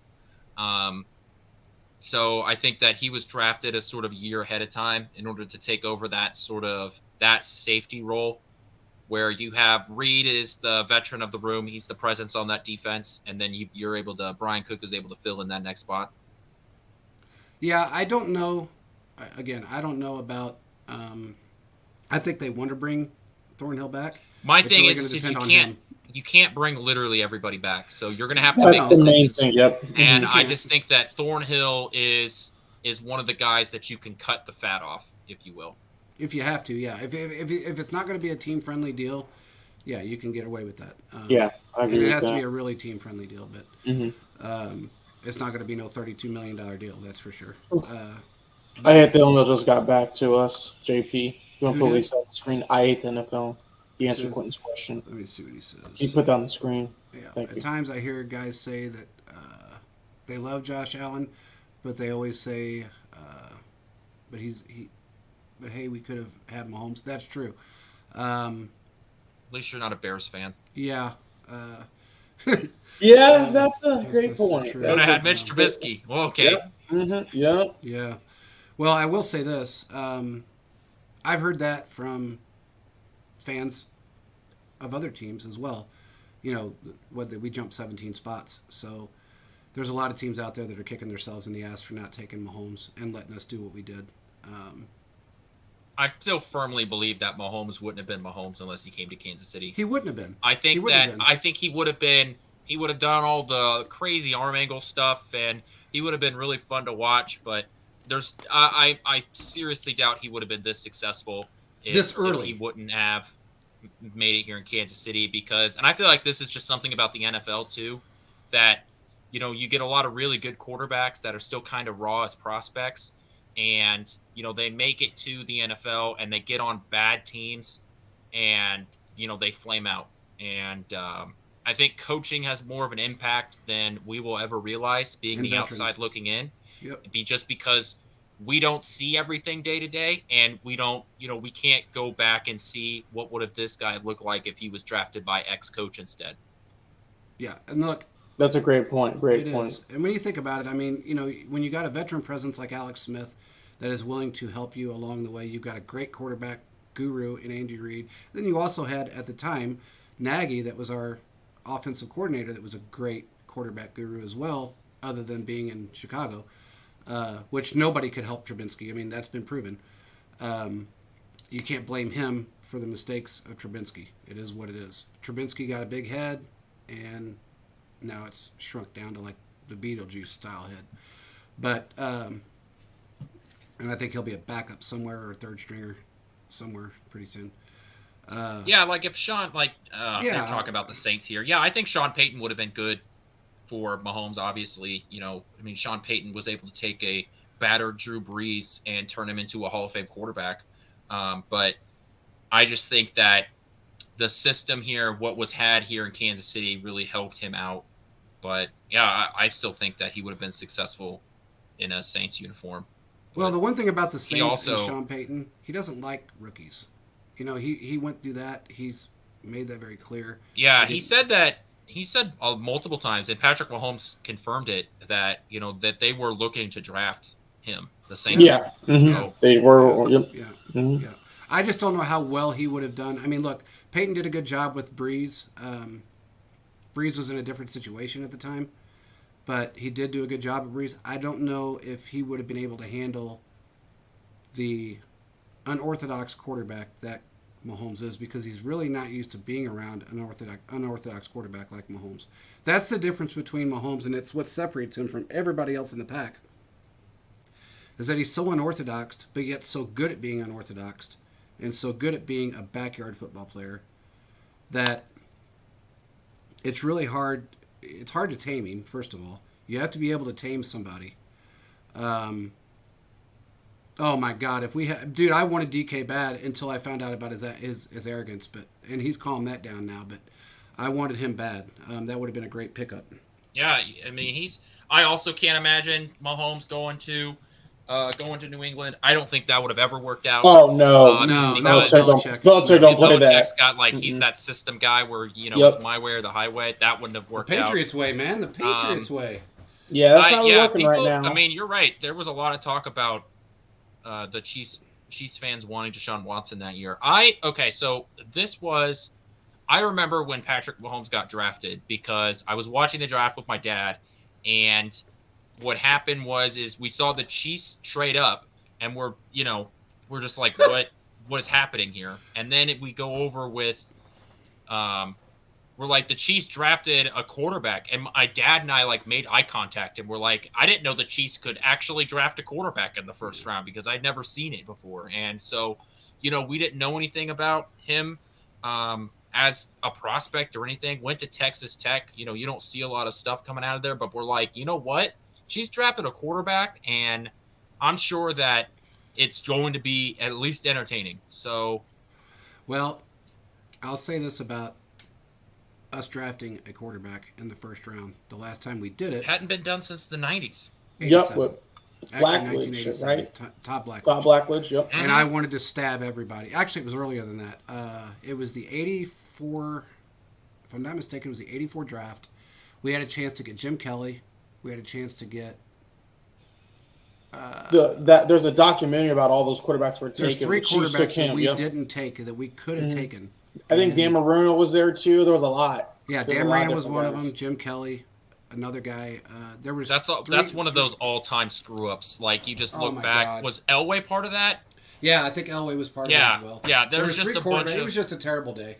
It was. I don't know why. I don't know why I know all these things. Bill Kinney was an idiot. I can't remember a freaking math formula to save my life, but I can remember that the Chiefs drafted a quarterback the same year John Elway was on the board. Yes. Ooh. Yeah. And look, because John Elway didn't want to play for a team that was looking at him, and he said that he was going to play for the Broncos. No, he wanted to go play baseball for the Yankees. I think that's what it was, and he kind of that's exactly what it was. He wanted to go play baseball, and he didn't want to play football. I think, if I'm not mistaken, the Yankees were interested and then backed off. Yeah. And that kind of ended that whole situation. But look, man, that day that we drafted Blackledge, I sat there, and I was a young kid at the time. I was like 14, 15 years old. And I sat there and I thought, we just passed up on Kelly and Marino and Elway for this guy. And he was so bad, just so you guys know, that he couldn't even make it as a college commentator when he finally was out of the NFL 4 years later. He was so bad. In fact, if I remember right, he threw a ball. I kind of remember this game. He threw a ball. It bounced off a receiver's head. He ended up catching the ball and ran backwards. and they had to scream at him to stop running backwards. And he one of his own players took him down. What'd Scott say? He said no, he didn't. He wanted to play for Tampa. He said he would play baseball if he wasn't picked. Okay. My dad, actually, he was at William Jewell in the Chiefs draft training camp there, so at William Jewell, and he said he got to meet Todd Blackledge, and yeah, he was acting very arrogant for someone who didn't do much. Who's that? Todd Blackledge, my dad. Oh, he wasn't arrogant. He went to William Jewell and worked the Chiefs training camp before he went to the military, and he's saying that he saw all that. So yeah. Blackledge was nothing new. Yeah, you're right, Jeff. We were just talking about Jim Kelly, and look, man, Kelly went to 4 straight Super Bowls and lost all 4 of them. We can't really blame Kelly for that. Okay, we've got. I hate the NFL. He's in the chat right now. We don't got to go at him like that. You know. Oh no, I'm not blaming him. I'm just saying. I know, but we don't got to bring it up. You know, I know that's a rough thing. Oh, hey, that man, is true. We've all been through it. We've all been through it. That's Look, true. When was the last time that? No I punt understand game. Buffalo doesn't Forward have progress. Yeah. Fucking throws a touchdown pass to himself. Oh, gosh. Marcus Mariota throws a touchdown pass to himself because Darrelle Revis did the correct thing and tried to just knock the ball down. Yeah, but instead knocked it right back to his hands. And then the Patriots game. Eric Fisher holding on the 1 yard line 4 times in a row. Quentin, you're missing AFC Championship game number 1 with all those bad calls. Edelman didn't touch the ball. Oh, the drop pass that literally hit the ground. 5-5 is offsides. Yeah, 5-5-3. Yeah, it was. Woo. Well, we've was been Troy there. Aikman also in that draft class? No, he was later. He was. Okay. Aikman came in 88, 89. Was he before? He was. His rookie year was 89. Yes, he was after. After. His rookie year was 89. He went 1-15. His rookie year, Aikman did. And here's a fun fact for everybody that's listening. Here's a really fun fact for everybody. Troy Aikman in 13 years in the NFL, if you combine all of his touchdowns, now this is including playoffs and Super Bowls, he had 165 touchdowns in 13 years. 13 years. How many does Mahomes have right now? He's already passed. I mean, he's like is he 190 or something? He's not 190. He's probably in the 130. No. Oh no, he's 20ish. more than that. He is. Yeah. I don't know. He was at 155 before, so I'm gonna have to take a look now. I don't really remember. It's 192. Yeah, 192. Dude's up there, man. He's doing 192. I've seen. Wow. Yeah. Ooh, that's in fact, Hard Rock been a starter for 5 years, and he had 50 in 1 year. Yeah, and if you think about it like this, Hard Rock just put something out that was, I didn't even think about it until they tagged us in it, but he needs 453 touchdowns to pass Brady. If he does what he's been doing, he'll do it at 38, 39 years old. He might be able to. I think he has a chance. Yeah, he may even do it sooner, but Brady didn't have that many. Well, in fact, I think he only had. Did he have any? He had 150. Yeah, he had 150 the year that Randy Moss had like a loaded offense and lost. Yeah, to the he had Giants 150 touchdown season. Yeah, because the record is 55, and that's held by Manning when he was with the Broncos. Yeah. When they had that super team. So yeah, because there's only been 3 5,000-yard seasons, and it's that 55 touchdown season by Manning, the 50 touchdown by Brady, and the 50 touchdown with Mahomes. Brady Manning had 2. Manning had a 50 and a 55. So there's been Manning had a 50, a 55. Brady had 150. Mahomes has had 150. Or actually, 150. I think right now Mahomes in a 5-year stretch is the only quarterback that's ever had 5,000 yards twice in a 5-year stretch. I'm about to say, yeah, he clipped it his first year, and then this year we're in right now. So yeah, he's been done it twice. 192 touchdowns in 5 years. That's insane. Now, I will say this, given the fact that I lived the 90s and I was on the field during that time. Different type of football. Different type of football. But out of all the football or all the teams in the NFL during that time, the Cowboys had 2 of the best wide receivers to play the game. And Michael Irving and... Everybody knows one of them was Michael Irving. So Deion Sanders played both sides at the time too. So he went off. Well, and their run game was crazy. That's how John Elway won the Super Bowl, was with his run game. Yeah, Emmitt Smith was, honestly, one of the best running backs that ever played the game. So, and he pays for it today. He said, "So are the Chiefs fans gonna have a big watch party at Burrowhead?" Ha ha! Zinger. Yeah, we're gonna have our stogies ready to go. Yeah, they squashed that pretty quick, didn't they? Burrowhead. What kind of a dumbass comment? I mean, honestly, when you say something that stupid, you deserve to lose. You know what? If it would have been, I will say this: even with Mahomes' one leg, if he wouldn't have lost the wide receivers he lost in that game, the score would have been vastly different. I can tell you that right now. That wasn't. They were just lucky that we were in the situation we were as far as players were concerned, because that would have been a vastly different score. They had a chip on their shoulders and they were ready to tear somebody's head off, and Chris Jones proved that. But anyway, this show, wow, this is a long show. Well, we'll have interaction with the people here. Yeah, that's what we want. But anyway, it's crazy to think how many touchdowns Mahomes has had and how many he's going to have. Especially, and again, with Tony, yeah, he's an insane player. We tried to get him, just so you know, Veach wanted him in the draft, but he went pretty much all defense for the most part. He didn't get a chance to get him. But look, the one thing I can tell you about Veach, and I've said this over and over and over again, he's a full circle kind of guy. If he wants somebody, he'll wait a year, because he knows that player is the type of guy that will fit in our system and probably won't fit in someone else's. And he waits. He's a very patient guy, and he will wait. But when he gets the guys he wants, watch out. Because Tony is, like, honest to God, he's the human joystick 2.0. This guy's got moves that nobody else has. You know, when you use my takes, I feel like I should get credit for it. Okay, Quentin's take. I mean, yeah, thank you. Quentin coined it. Oh my God, that was good stuff.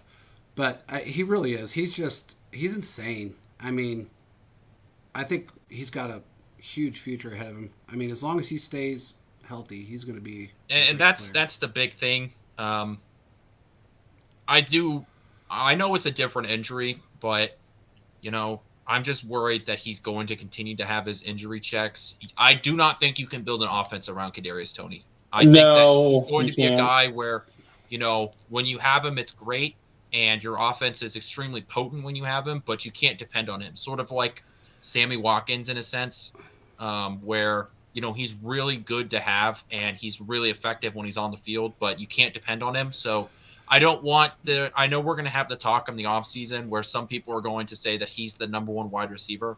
I don't think you should be thinking like that. And it probably would be beneficial to keep him on a snap count, especially with how many, you know, soft tissue injuries he's had, until you are confident that he's good. Yeah. Well, the soft tissue injuries he's had have all been the exact same thing except for this tweak in his ankle. And I'll tell you this right now, absolutely hands down, we have the best medical staff in football. I know. And they didn't. I mean, they didn't. That's been very prevalent with their injuries they've been dealing with. Yeah. Mm-hmm. And they still don't, for that matter. I mean, look at Saquon Barkley and what happened to him. I mean, look, if you go over this through the years, they don't really put enough emphasis on their medical staff and how to get. I mean, look at what Julia has done for Mahomes. Hey, you know, I mean, look, like I said, Clark deserves a ton of credit for what he's done with this team because he invests back in the team. He does. So, you know, there's no salary cap. There's no salary cap on coaches or front office guys. There's no salary cap on, you know, what sort of amenities you're providing your players in terms of like the cafeteria or your medical staff. Ask Russell Wilson. So he doesn't need to go to the cafeteria. He's got all those danger wishes. Well, he's got a kitchen and a chef. He's got his own chef there in Denver. So there are just certain owners that seem to invest back more into their team than others, and I think that this is a great example of one of the best run franchises. So Will asks, do you think we need a wide receiver in free agency next year? I don't know. I don't know if the Chiefs will sign anybody from free. It kind of depends on, I guess, how you feel like a free agency, because is re-signing Juju technically a free agent pickup? I don't know. I don't think the Chiefs are going to go if they don't get Juju back. I don't think the Chiefs are going out and spending money on wide receiver because, first of all, I don't know if you've seen the wide receiver market, but it is not good. The Chiefs are just going to have to continue to invest in that position every year. Drafting. It's going to be one of those things where even if it's just a 5th or a 6th round pick, you throw at the wall and try and hope to get one because I never want to see Patrick Mahomes without a top tier weapon. And the fact that we have Travis Kelce here for at least a couple of years, in theory, that makes it easier because he is your number one target. And so you don't need that guy because you have Travis Kelce. The one thing you can learn from Veach is this. He doesn't go after free agents that are big names. He doesn't go after free agents just because they're free agents. He doesn't care about any of that. What Veach wants is a player that fits within the system because he knows between Mahomes and Andy, they will groom him into being a better player. I don't think they're going to go after any wide receivers in free agency. They maybe because they have 12 draft picks, which is insane. 2 years in a row, a Super Bowl team has 12 draft picks, but they do. And next year they're going to have at least 11. But I don't see them going for another wide receiver because we have Justin Ross sitting in the waiting. We have guys on our team that we're going to re-sign. We've got MVS that is still, and John Ross. Don't forget about John Ross. Yep, that is true. Mm-hmm. Justin Ross. Oh, you're talking about the other guy. Yeah, John Ross. Yeah, I John forgot Ross. about him. Actually, I forgot about John Washington. Ross. Yeah, I actually forgot about him. I don't see it happening. I mean, we're going to keep.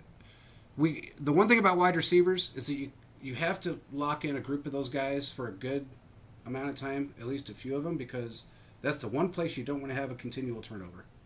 When you have turnover in wide receivers like that, you got a quarterback that is constantly grooming people to learn, especially with Mahomes. If you want to do that with another quarterback that's more of a traditional pocket passer style quarterback, fine, go ahead. But when you have a quarterback like Mahomes that has to train people to catch passes the way he throws them and to understand how to be open when he is running to the right and throws left across the field 60 yards, that's pretty hard to do. So you have to groom a group of guys that are young and can stick around for the next, similar to like the Tyreek deal. He was here 7 years. So you have to keep guys around. It's really, it's going to be it'd be very detrimental if we continue to trade people off and bring in new guys. I think that I would push back on that. I would say that you really need to make sure that you have that one guy that, when it's 3rd and 7, I know I can throw it to this guy to get the first down, but I don't think you need to have, new guys in there every single year, but there's going to be a ton of turnover at that position with just how many wide receivers there are and the fact that, if you get a decent number 2 or 3 wide receiver in there, somebody will pay him Christian Kirk money. That's what's going to happen to the Bengals. That is true. So that is true. Higgins is going to go off, and he's going to make a bunch of money somewhere else because the Bengals are going to keep Jamar Chase. And so, when you have to make those decisions, those number 2 wide receivers are going to go off and get paid, a hefty chunk of change. So you want to make sure you have your guy, your one guy. But other than that, the rest of the position, every 3 years or so, that position is going to turn over. Well, here's my problem with that, is the Cincinnati game. That's my problem with that. I mean, you're still going to have talent there, right? I understand, but you don't have the talent that may be able to win you a game. We were lucky that our defense stepped up the way they did. Our wide receivers that we had left in that game weren't the guys that are going to win you games if you lose 3. Say if you lose a 2, say if you lose your guy. You got to have guys in there that are going to be able to step in and score 30 points. And I don't see that happening. I mean, look at the wide receivers that we've had for 4 and 5 years that couldn't grasp this offense. Yep, there's several of them coming to mind now. D-Rob is a great example of that. Chris Conley. Now, Chris Conley got better because of Mahomes, but he still wasn't that. Chris Conley and Albert Wilson got paid because of Mahomes. That is true. Albert Wilson played with Mahomes in one game against the Broncos, and got a fat contract. That is true. And then he fell right back down the rabbit hole. So hey, good for him. Go get your bag, man. Yeah, but I think you have to have good quality number 2s and number 3s that are no. I think let me see if I can rephrase this a little bit better. I think that the Chiefs are going to have a lot of MVSs that come inside of the room, right? You're going to have guys that come into the wide receiver room for 2 or 3 years, and then they're gonna leave.